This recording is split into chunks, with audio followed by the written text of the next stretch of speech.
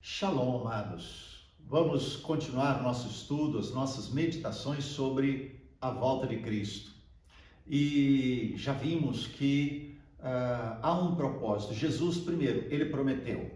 Há uma promessa: cedo venho sem demora. E a segunda coisa que nós já vimos na primeira meditação é que há um propósito, e esse propósito é um casamento. Toda a história está sendo conduzida para uma cerimônia de casamento.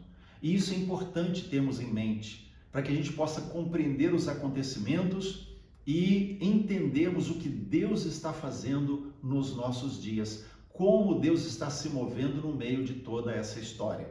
Então, isso precisamos ter no nosso coração. Agora, hoje nós queremos meditar sobre por que estudarmos sobre a volta de Cristo.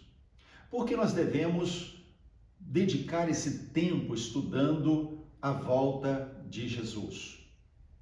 Se nós entendermos a dimensão daquilo que Deus está fazendo e para onde está levando, isso se torna estimulante para nós. Estudar sobre a volta de Jesus não é algo enfadonho, não é algo que simplesmente a gente vai ficar, mas para que eu estou estudando isso?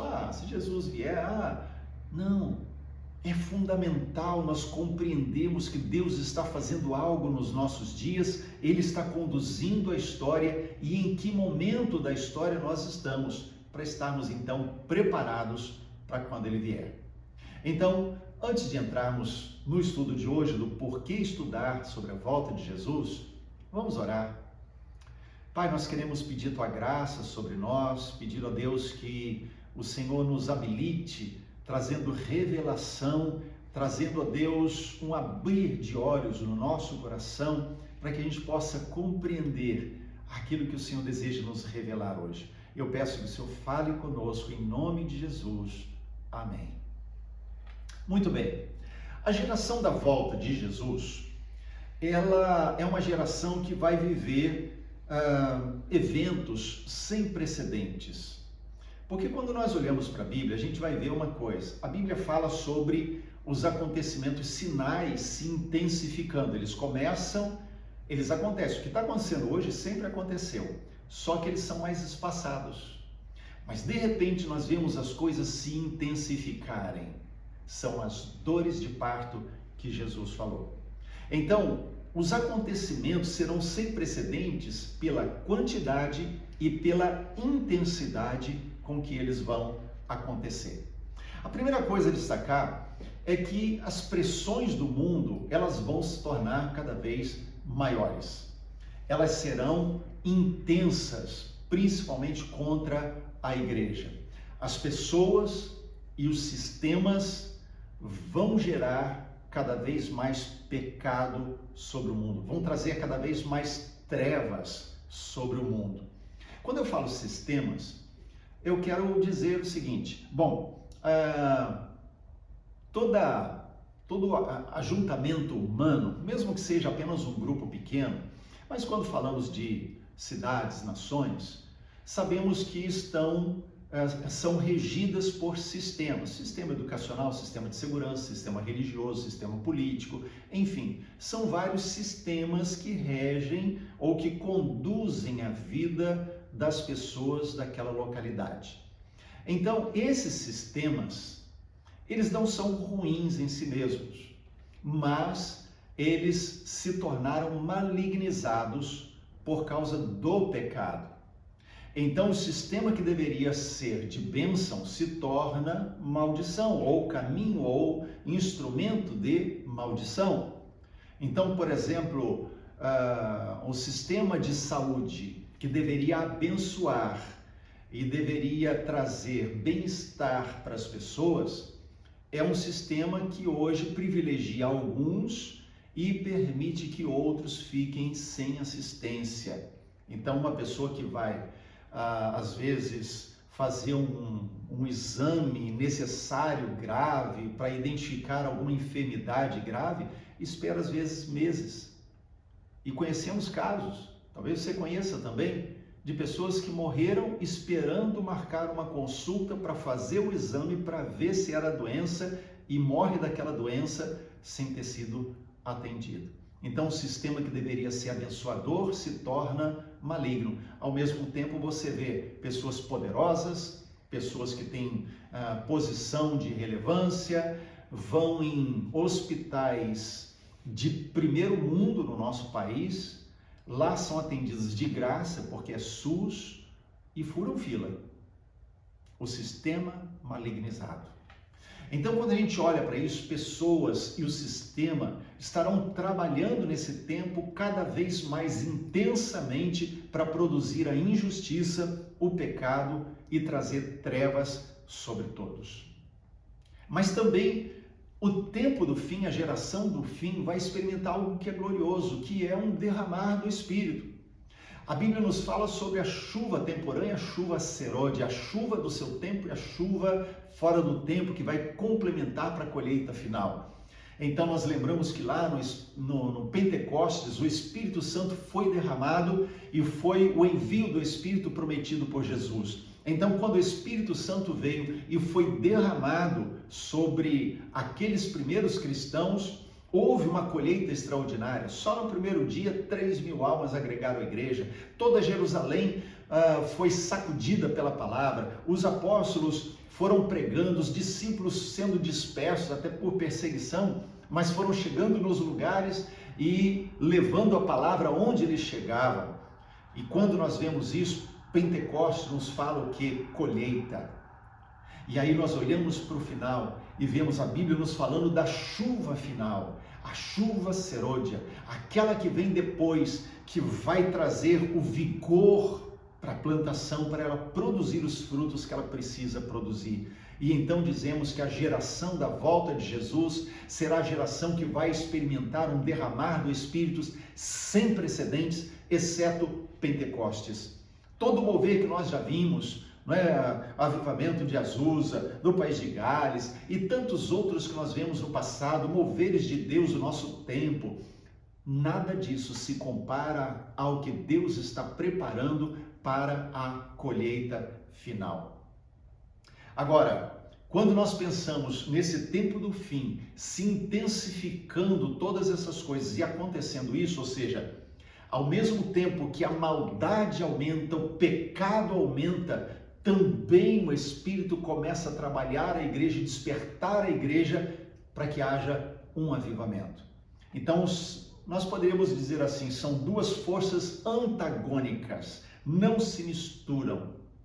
Aquele que está no pecado, peque ainda mais.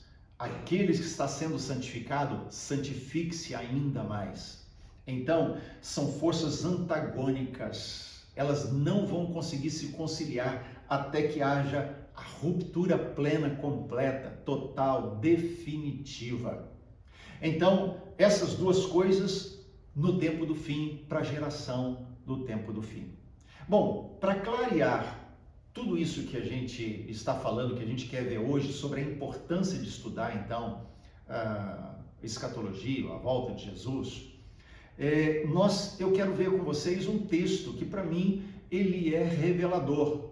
O Salmo de número 2, do verso 1 ao verso 8, nós poderemos ler nesse momento e identificar algo que é muito peculiar para o nosso tempo. Embora tenha sido o salmista Davi quem escreveu, ele era um profeta. E como profeta de Deus, ele falou dos tempos que ainda iriam chegar muito distantes dele. E ele fala no verso 2 sobre coisas do nosso tempo. Então leia comigo. Por que se enfurecem os gentios e os povos imaginam coisas vãs?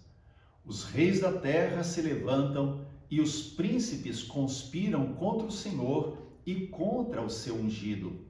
Rompamos os seus laços e sacudamos de nós as suas algemas. Ri-se aquele que habita nos céus, o Senhor zomba deles. Na sua ira, a seu tempo, lhes dá de falar, e no seu furor os confundirá. Eu, porém, constituí o meu rei sobre o meu santo monte Sião. Proclamarei o decreto do Senhor. Ele me disse: Tu és meu filho, eu hoje te gerei. Pede-me e eu te darei as nações por herança e as extremidades da terra por sua possessão. Então veja bem, o texto nos diz aqui, os líderes da terra se levantam e imaginam coisas vãs. Em outras palavras, os líderes da terra, e quando eu estou falando líderes, estou falando de líderes políticos, estou falando de líderes da área da economia, do comércio, educacional, as pessoas envolvidas na educação, militares, do esporte, a mídia que tem sido maligna nos nossos tempos. Então ele está dizendo, olha, os líderes, eles imaginam coisas vãs. Que coisas vãs? Está dizendo aqui no verso 2, eles se levantam e conspiram contra o Senhor e contra o seu ungido. Esses líderes vão provocar no tempo do fim uma crise global. E quando eu falo crise, não é necessariamente a gente pensar numa guerra, uma terceira guerra mundial, uma guerra atômica. Mas quando eu estou falando de esses líderes produzirem uma crise mundial, eu estou falando de crise moral, crise espiritual, crise de liderança, crise econômica. Uau, o que a gente está vendo nesses dias? Uma crise moral sem precedentes, uma degradação moral. Romanos 1 está sendo vivido nesses dias escancaradamente. E as pessoas estão considerando isso comum. As escolas querem introduzir um ensino que distorce a sexualidade, o casamento, tentando desconstruir a família nos nossos dias. Então esses líderes estão produzindo uma crise moral sem precedente, crise econômica. Olha a pandemia que nós estamos vivendo, olha a crise que os países estão entrando, olha como as coisas estão sendo manipuladas, as notícias a respeito disso estão sendo manipuladas, a mídia sendo um canal do inferno para manipular os acontecimentos, conduzir as pessoas, fazer com que as pessoas ajam como elas querem, e aí as pessoas, como um pequeno rebanho, assentado na frente da televisão, assistem às notícias e concordam com aquilo que a mídia está falando, porque veem como verdadeiro aquilo e não percebem que por trás há uma manipulação maligna para que o inferno possa prevalecer. Não se esqueça, Deus tem o controle. Deus não perde o controle de nada, mas o inferno está ativo. O diabo está ativo nos nossos dias e as coisas estão acontecendo. Então o texto o Salmo 2 nos diz que os líderes da terra, eles vão se levantar e vão conspirar contra Deus e contra o seu ungido. Eles vão conspirar contra todos. Eles vão tentar remover a influência da palavra de Deus do meio da sociedade. E aí você vê, de repente, leis sendo geradas, tirando o crucifixo das escolas. Não pense na questão agora de idolatria, de crucifixo. Pense apenas que é um levante contra tudo que se chama cristianismo. Então, você vê, por exemplo, leis que já vão apertando pela pandemia, impedindo as igrejas de se reunirem plenamente, dando ordens. A nossa Constituição é uma Constituição que ela prevê a liberdade de culto. Então, uma lei, um decreto municipal não pode proibir a realização de culto, distanciamento, cuidados, isso pode, mas proibir a realização do culto não pode. No entanto, isso é uma conspiração dos governantes, dos líderes, contra Deus e o seu ungido. Então vão se levantar contra isso. Por quê? Porque considera que ser um cristão é um retrocesso. Você ser crente de verdade, isso aí hoje não cabe mais. Isso aí diminui o seu potencial. É um retrocesso. Você já deve ter percebido, se já não falaram para você, você deve ter no mínimo percebido como isso é falado abertamente nos meios de comunicação, na sociedade, o quanto se menospreza o ser um crente em Cristo Jesus. Agora, por que esses líderes, eles querem conspirar para tirar a influência das Escrituras do meio da sociedade, porque a Bíblia os condena. A questão é essa. Eles querem tirar a Bíblia como se, tirando aquilo que os condena, eles não fossem mais condenados.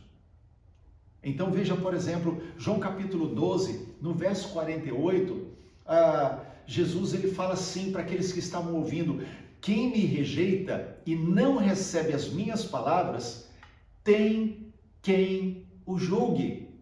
A própria palavra que eu tenho proferido, essa o julgará no último dia. Então, por que os líderes do mundo hoje, eles estão confabulando para tirar toda a influência cristã do meio da sociedade? Porque essa mesma palavra que eles rejeitam, os condena. E para não se sentirem condenados, eles precisam tirar ela de cena. Por isso aí vem toda a pressão do politicamente correto. Então, por exemplo, você hoje não pode falar as coisas como você pensa, como você imagina, você tem que medir as palavras, há certas palavras que são ofensivas. Li esses dias que uma empresa aí muito famosa e grande, de entrega de alimentos, ela tirou do seu cardápio um prato típico português chamado batata ao murro, porque a palavra murro é ofensiva. Eu assim, meu Jesus, o que é isso? Ou seja, está afunilando cada vez uma pressão para se tirar certas expressões, e aí você pensa assim, mas não poderia tirar isso? A questão não é essa, é que essa é uma manipulação. Quando você obedece e como cordeirinho começa a dizer, não vou usar burro porque é ofensivo, não vou comprar esse prato lá daquela empresa porque isso é ofensivo, você está fazendo o quê? Entrando no jogo do sistema, que não veio para ser bênção, veio para amaldiçoar e conduzir o povo como rebanho para as mãos e para os braços do anticristo. Então, quando a gente olha para tudo isso, a gente vê que o pecado, a frieza, a desesperança vão alcançar um nível alarmante nos últimos dias.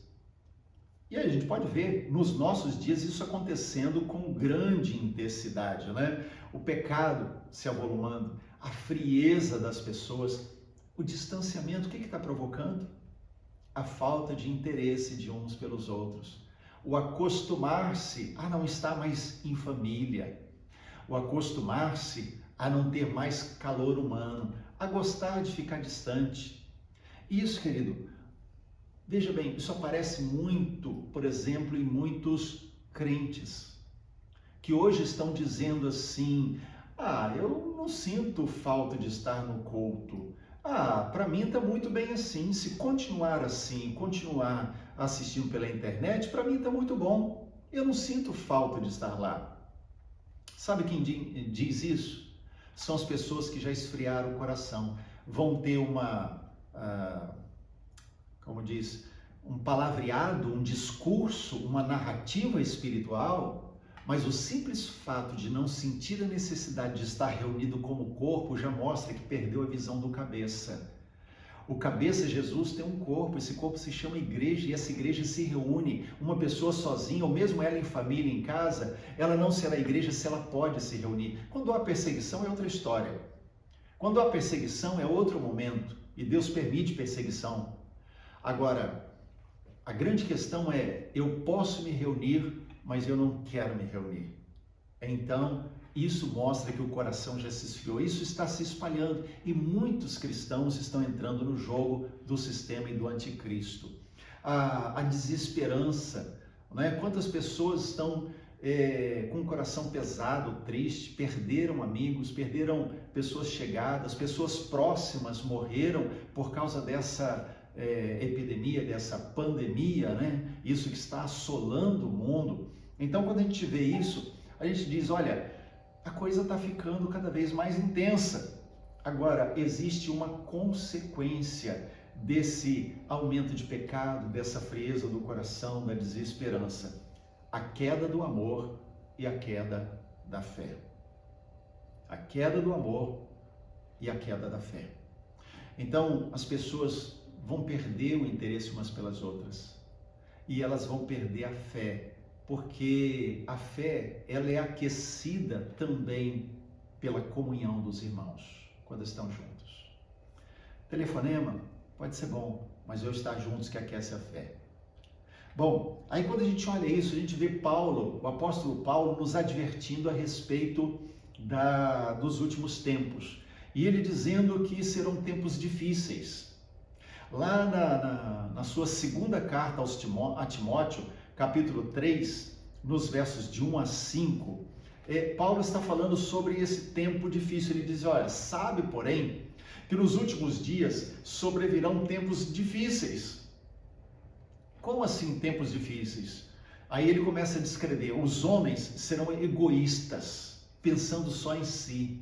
Eu não preciso do outro, a mim me basta, está comigo mesmo, ou seja, o meu isolamento para mim me satisfaz. Serão egoístas, serão avarentos, apegados às suas coisas, jactanciosos, orgulhosos, prepotentes, soberbos, arrogantes, blasfemadores, desobedientes aos pais, ingratos, irreverentes, desafeiçoados, implacáveis, caluniadores, sem domínio de si, cruéis, inimigos do bem, traidores, atrevidos, enfatuados, mais amigos dos prazeres do que amigos de Deus, tendo forma de piedade. Veja o que eu falei, às vezes o discurso, a narrativa de piedade, de espiritualidade, tendo forma de piedade, negando-lhe, entretanto, o poder. Ou seja, falam espiritualmente,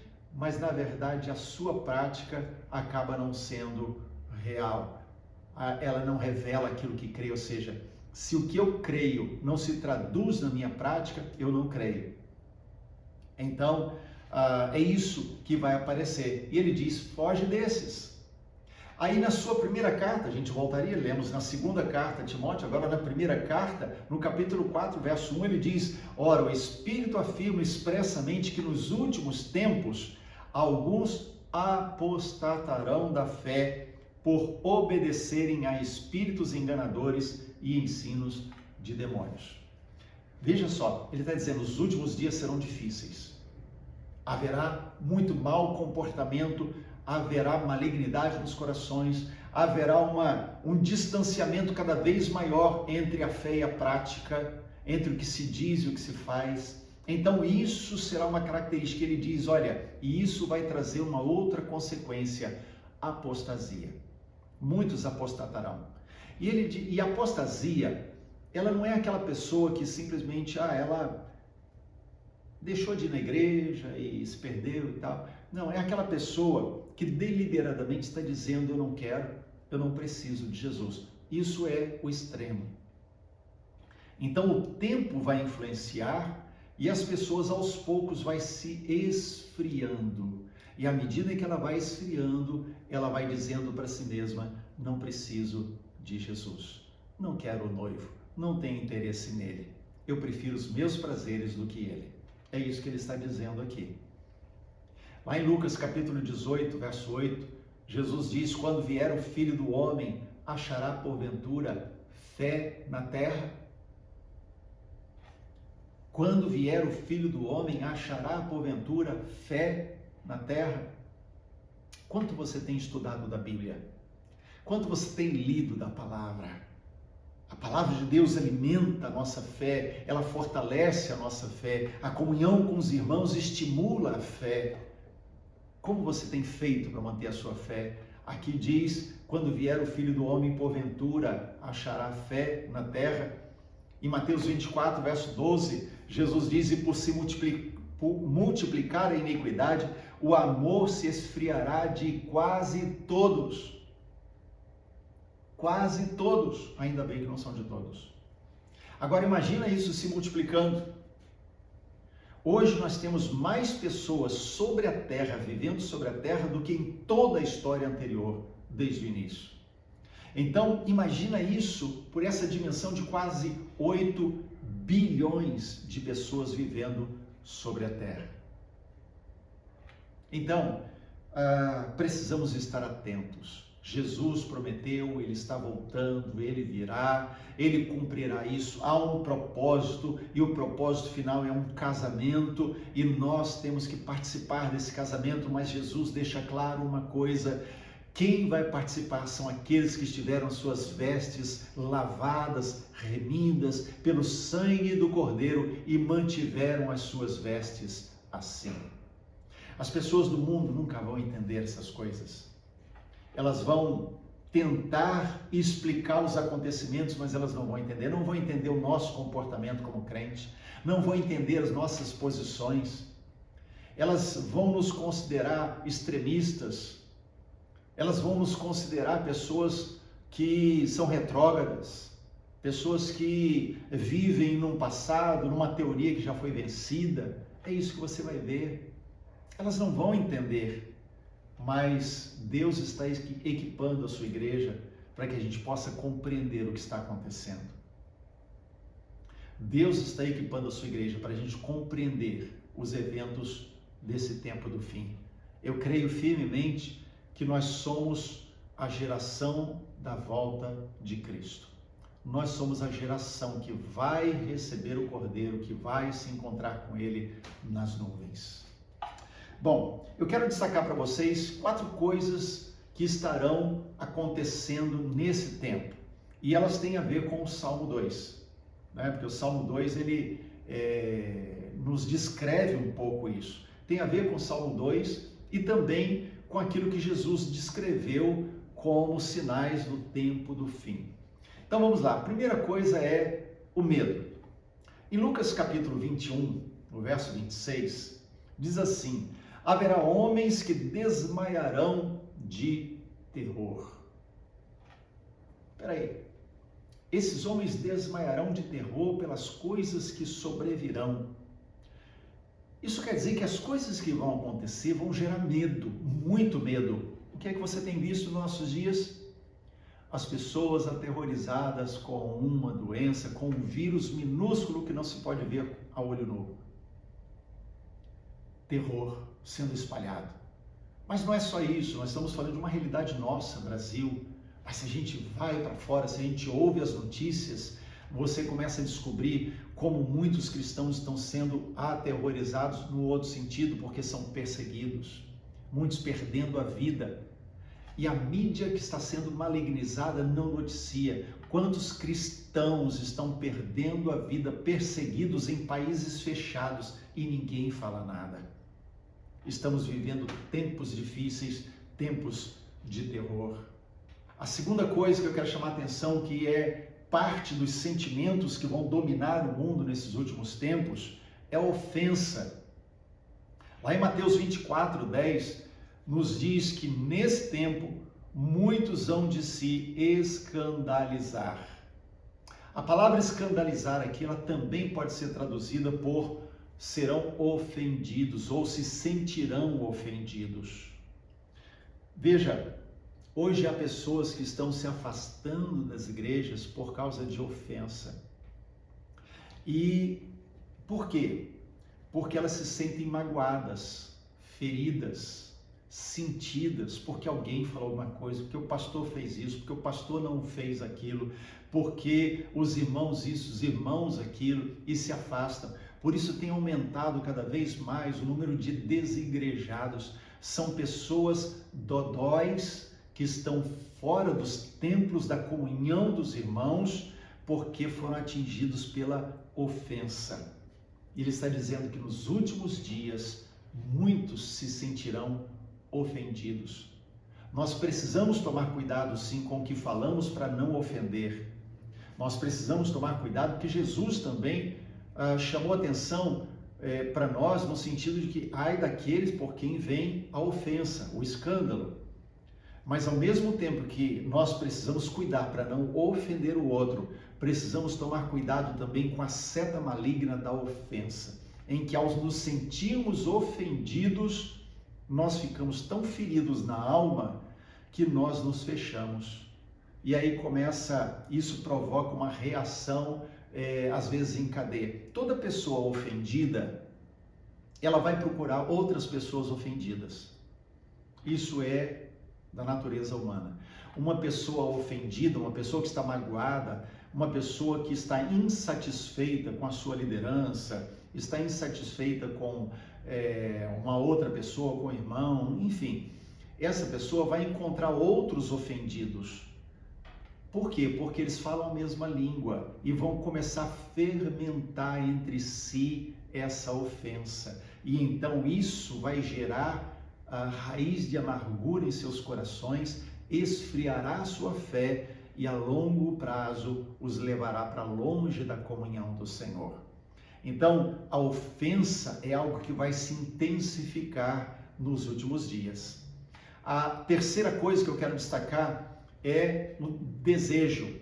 Lá em Lucas 21:34 diz: acautelai-vos por vós mesmos, para que nunca vos suceda que o vosso coração fique sobrecarregado com as consequências da orgia, da embriaguez, das preocupações desse mundo, e para que aquele dia não venha sobre vós repentinamente como um laço. Então ele está dizendo aqui, olha, acautelai-vos, fique atento, seja cauteloso, não permita que o seu coração seja pinçado, atraído e depois aprisionado pelos desejos da carne. A gente sabe que a pornografia sempre existiu, ela está aí há muito tempo. No entanto, eu vejo que esse tempo de confinamento por causa da pandemia gerou, e os estudos que eu tenho visto revelam isso, tem aumentado cada vez mais o número de pessoas aprisionadas, viciadas na pornografia, inclusive crianças pequenas. Porque os pais, muitas vezes, para se ver livre dos filhos, né, para não ter trabalho com o filho, porque o filho vai dar trabalho, vai ficar falando, vai interromper, dá o celular para ele e deixa o filho ir. E acha que o filho é pequeno demais e não vai ter acesso à pornografia. Existe pornografia nos desenhos animados, existe pornografia em joguinhos de crianças, existe insinuações pornográficas que atraem a mente da criança e que são colocados juntos, são propagandas que vêm junto com os filminhos que você deu para o filho assistir, e você não está vendo o que ele está assistindo. E quando você perde de vista o que seu filho está assistindo, corre o risco de deixá-lo ser aprisionado. Então, inclusive, crianças pequenas estão se tornando viciadas, estão se tornando aprisionadas na pornografia. E isso é sinal de degradação dos últimos tempos. E ele está dizendo, olha, cuidado, seja cuidadoso, esteja atento para não se deixar aprisionar pelos desejos da carne. E a quarta coisa é o engano. A Bíblia diz em Mateus 24:11, levantar-se-ão muitos falsos profetas e enganarão a muitos. Ou seja, há pessoas que vão se levantar e elas vão se apresentar como profetas. A Bíblia diz que nos últimos dias as pessoas procurarão ouvir, quererão ouvir aquilo que seja conveniente para elas. Nos últimos tempos elas terão comichões nos seus ouvidos e elas vão correr de um lado para o outro para ouvir as pessoas que falem o que elas querem ouvir. E é isso que nós estamos vendo nesses dias. E eu não estou nem falando das pessoas não crentes, eu estou falando de crentes. Pessoas que ficam correndo através de profetas e profecias, vão correr atrás de outras pessoas, perdem a sua lealdade para com o seu líder, o seu pastor, porque estão correndo atrás de profetas de fora, porque querem ouvir coisas para o seu próprio deleite, para o seu próprio coração. Eu tenho dito que Deus só deu os profetas para nós, Deus só levantou profetas na sua igreja porque nós somos incapazes de ouvir sua voz. Porque o apóstolo Paulo diz, todos vocês podem profetizar, e ninguém profetiza sem ter ouvido de Deus. Então, se todos podem profetizar, isso quer dizer que todos podem ouvir de Deus. Então não haveria necessidade de eu correr atrás de profetas. Quando eu faço isso, eu estou confessando que eu não consigo ouvir Deus e que o meu coração está frio em relação à voz de Deus. Só que o diabo vai se aproveitar, porque durante toda a história humana, O diabo sempre criou o falso para confundir em relação ao verdadeiro.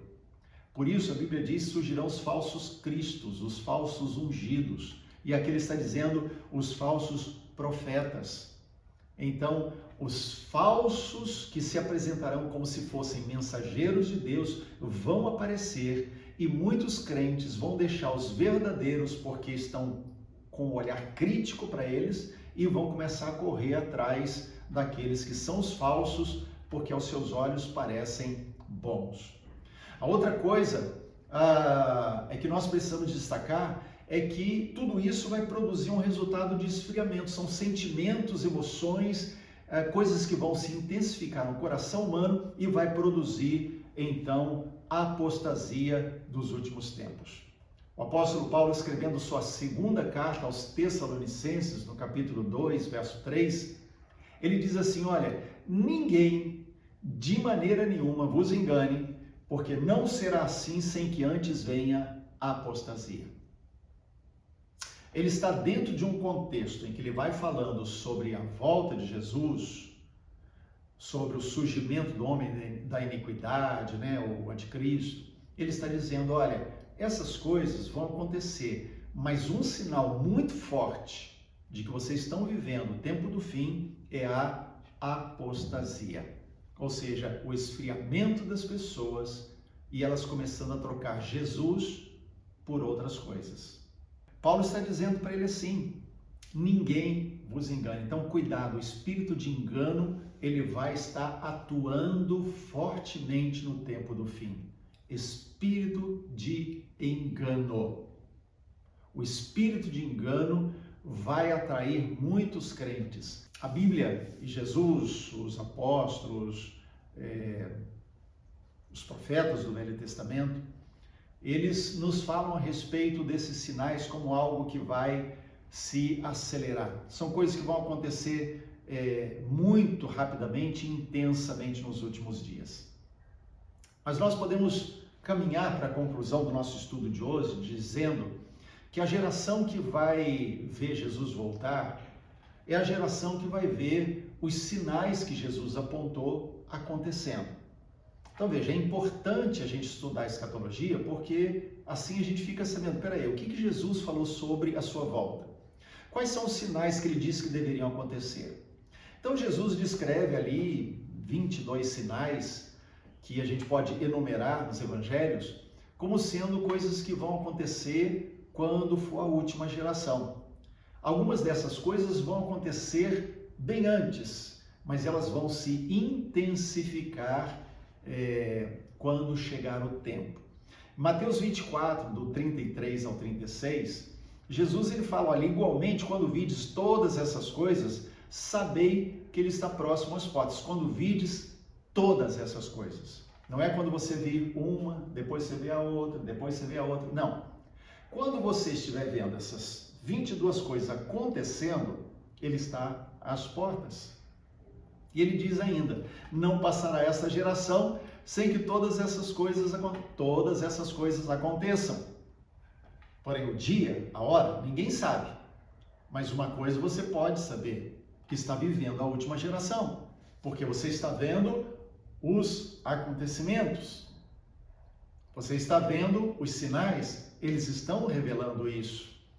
Agora, Deus está revelando isso para nós. Por que nós estamos fazendo esse estudo? Por que outras igrejas, outros lugares e muitos livros estão sendo escritos para debater a questão da volta de Cristo? É porque Deus está equipando a sua igreja para esse tempo do fim. Deus está equipando os seus santos para que a gente possa viver esse tempo, enfrentar o que estamos vivendo e sairmos vitoriosos do outro lado. Lá em Jeremias 23, no verso 20, ele diz, não se desviará a ira do Senhor até que ele execute e cumpra os desígnios do seu coração. Nos últimos dias entendereis isso claramente. O que ele está falando? Nos últimos dias. Haverá revelação nos últimos dias. Deus vai mostrar o seu propósito nos últimos dias. Então, estudar a escatologia é entendermos que nós estamos aguardando o noivo para encontrarmos com ele. Somos a noiva. Tudo está caminhando para uma festa de casamento. E Jesus virá, o noivo virá. Jesus virá como um rei cheio de poder, porque ele está assentado num trono à destra da majestade nas alturas. Jesus virá como um noivo cheio de desejo, querendo um relacionamento profundo com a sua noiva. Ele virá como um juiz cheio de zelo para afastar tudo que possa macular a sua noiva. Por isso, lá em 2 Pedro, capítulo 3, versos 11 a 13, nós lemos assim: visto que tudo será assim desfeito, que tipo de pessoas é necessário que vocês sejam? Vivam de maneira santa e piedosa, esperando o dia de Deus e apressando a sua vinda. Naquele dia os céus serão desfeitos pelo fogo e os elementos se derreterão pelo calor. Todavia, de acordo com a sua promessa, esperamos novos céus e nova terra, onde habita a justiça. Então, para encerrar, o que aqui Pedro está falando? Ele está dizendo que tipo de pessoa você deve ser no tempo do fim. Se você está vivendo a última geração, como você deve viver? Então ele diz: viva de forma santa e piedosa. E fazendo durante esse tempo em que você estiver aqui duas coisas. Primeiro, esperando a volta do noivo. Segundo, apressando a volta do noivo. Sabe quando o noivo virá? Quando a noiva estiver pronta. Enquanto a noiva não se aprontar, o noivo não virá. Então você deseja ardentemente estar com o noivo, quer chegar ao final de tudo, a festa do casamento, para as bodas com o noivo? Então apresse, prepare-se, viva santa e piedosamente, esperando por ele.